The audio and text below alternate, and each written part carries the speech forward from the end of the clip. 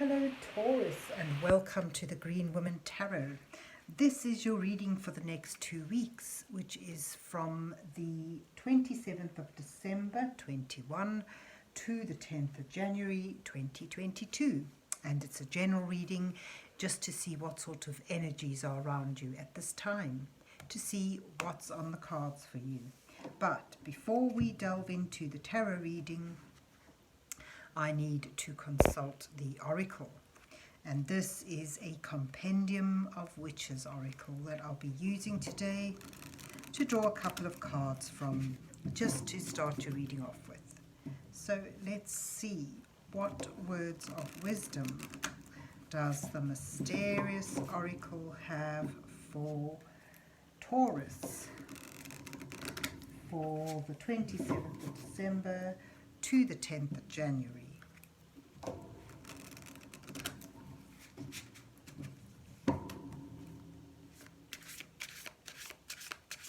What messages are here for Taurus for the next 2 weeks?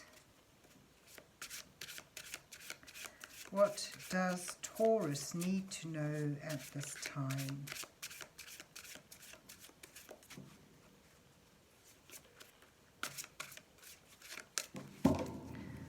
Let's just fan the deck out and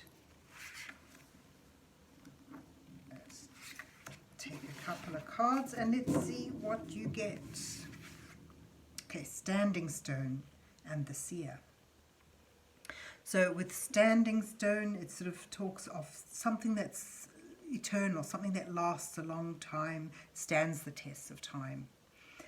Well, you know, something that's well-founded and supportive, a good solid structure in your life. And then you've also got the Seer, which denotes a message from spirit world, whether it's you know, maybe you just think connected now, thinking of a past loved one or that sort of thing. It sort of suggests that you may want to take note of your dreams at this time, look for signs and synchronicities. It's like the spirit world is wanting to connect with you, to give you a message. So that's the Seer and Standing Stone. But let's see where the rest of the reading takes us. So let's see what's on the cards for Taurus for the 27th of December to the 10th of January. What messages are here for Taurus for the next 2 weeks?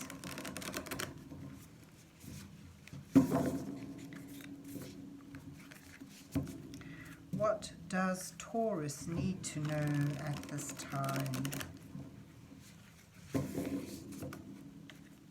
And this is the Oak, Ash and Thorn tarot that I'll be using today to draw an 8-card spread for you, Taurus, with the first 2 cards depicting you in your current situation, where you are now, and the next 2 cards highlighting the challenges you face at this time, with the following 2 cards offering you some guidance from divine energies as you move towards the last 2 cards, which may reveal your potential outcome to the situation.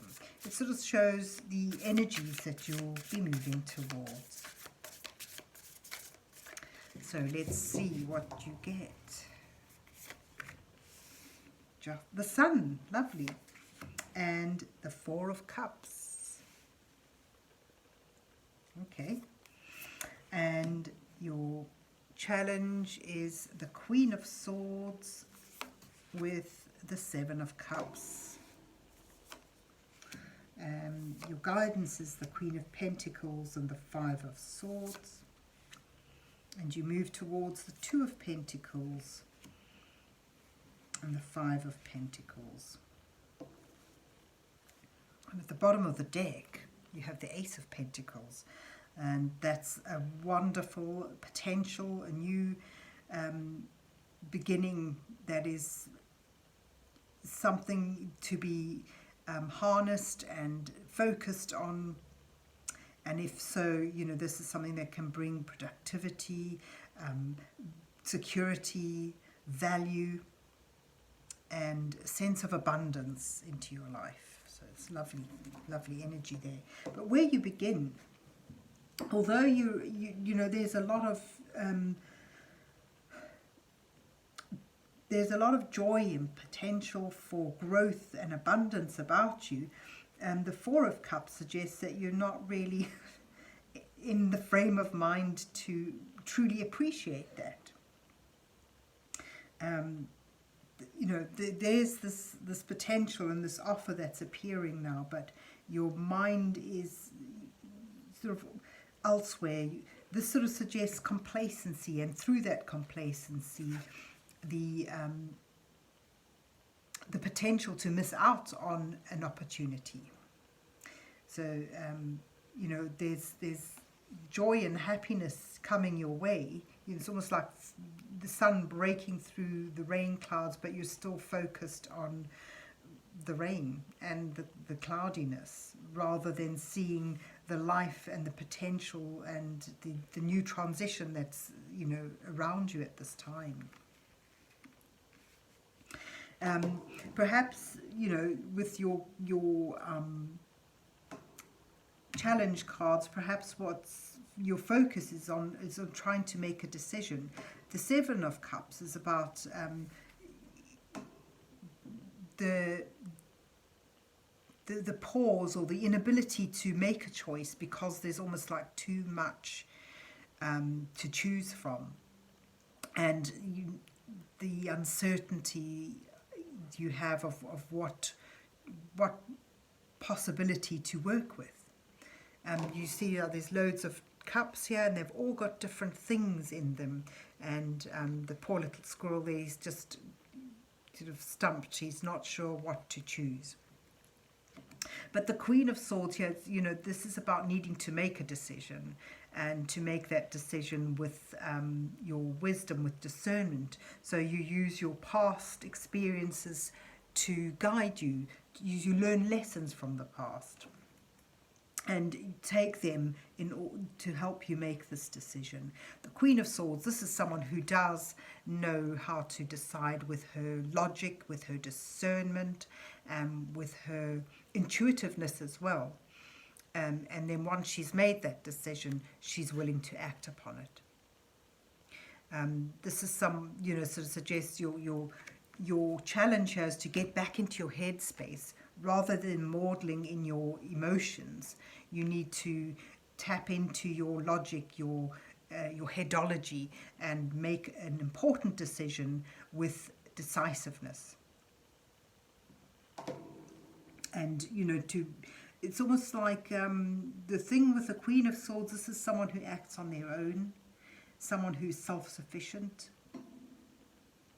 and perhaps being a bit detached. So you've got to detach from your emotions and use your logic to make this decision. And the decision could well be, something, an opportunity that's arising, whether to go with it or not. Your guidance here is, I guess, in making this decision, or in sort of enabling yourself to appreciate the potential that is around you at this time, you need to be giving and nurturing of others. And I say that because the Queen of Pentacles, which is all about manifesting and creating an abundance, but also about generously sharing that with those in your care or in your caress. This is someone who is indulgent of others, and I say that because here you have, the Five of Swords is totally opposite to that. So to me, your guidance is saying you need to be compassionate and indulgent, caring, nurturing of others, rather than making decisions and moving, making decisions and plans and moving towards what you want for yourself. So although you need to use your head in deciding this, you need to logically think about others, not just about yourself. If you make a decision based on what you want and how quickly you can get it and who you step over to get it, then what you're going to do is alienate people who love you. They might sort of move on to something new. So your guidance there is, in deciding things, you need to tap into that nurturing aspect of yourself, not Machiavellian gain. And sort of you move towards balancing all your resources. Because, I get a sense here you're warned against alienating others around you because you're moving to a time where you're going to need their help. The Five of Pentacles indicates a time of difficulty or hardship, physically or emotionally. And but it's balanced with this very balancing card, the Two of Pentacles. It's balanced. It's sort of saying you'll have enough. You'll have enough. You'll be able to juggle your resources to get through a difficult time. But what you don't want to be doing is alienating people around you through sort of self-serving attitudes or actions. But ultimately, you move towards the potential here to build something up in a gradual and dedicated process towards abundance again. So I get a sense your standing stone here is sort of reminding you of what is important, what is the stability in your life. And that could well be those who are close to you, those who are near and dear to you. And perhaps the joy in your life isn't anything material, but simply that connection with those you feel are your family, whether that's literal family or your tribe or your kin or your buddies, your friends. So what's important now is making these decisions or moving on. You need to know what is stable, what is lasting in your life, and what is the strength in your life. And also be aware of guidance from the spirit world through signs, synchronicities, dreams, and know that you're guided through this by angel forces or past loved ones who look out for you, who look over you with compassion and love and want the best for you. So in a nutshell then, you sort of you're in actually the clouds. If you've had a difficult time, the sun is coming through the clouds, things are brightening up, but perhaps not in an initial material way. But if you're not focused on the joy that is apparent around you, and that may simply be a connection with what keeps you stable and what is lasting in your life, then you may well miss an opportunity here to build up something that brings stability and value into your life. It does seem that there's a choice to be made, and that's your challenge, is to make a wise decision and use your compassion, and that decision sort of encompasses what is good for all those around you, and avoid being Machiavellian in any way, because you're moving towards a period where you will need help.